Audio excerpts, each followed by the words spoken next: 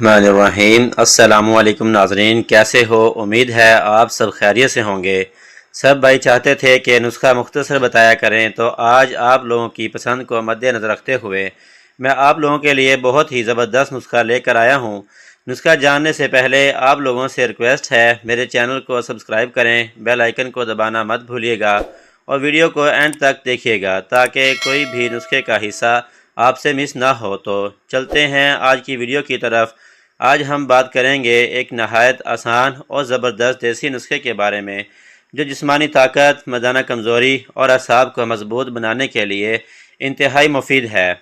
इस नुस्खे को बनाने के लिए आपको सिर्फ़ दो चीज़ें चाहिए, लौंग और दालचीनी।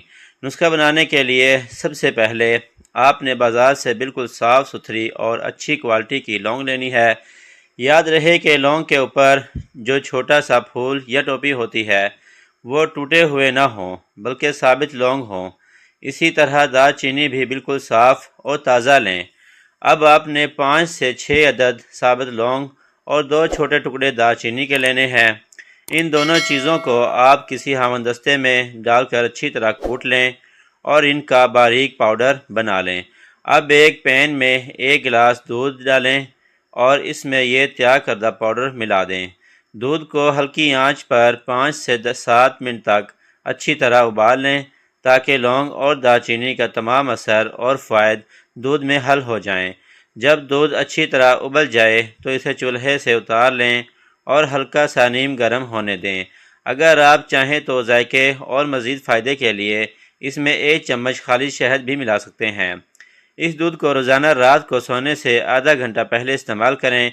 यह नुस्खा जिस्म में खून की गर्दिश को तेज़ करता है, टेस्टोस्टेरोन हार्मोन को बढ़ाता है और असाबी कमज़ोरी को दूर करके ताकत और तवानाई में इजाफ़ा करता है। लेकिन इसके इस्तेमाल में चंद इंतहाई अहम एहतियातें भी ज़रूरी हैं। चूँकि लौंग और दालचीनी दोनों की तासीर बहुत गर्म होती है, इसलिए जिन लोगों का मिजाज ज़्यादा गर्म हो या जिन्हें मैदे में जलन, तेज़ाबियत और जिगर का मसला हो, वह इसका इस्तेमाल करने से पहले अपने डॉक्टर से मशवरा ज़रूर करें। इसके अलावा हाई ब्लड प्रेशर और दिल के मरीज़ भी इसे अपने तबीब की हदायत के मुताबिक ही इस्तेमाल करें।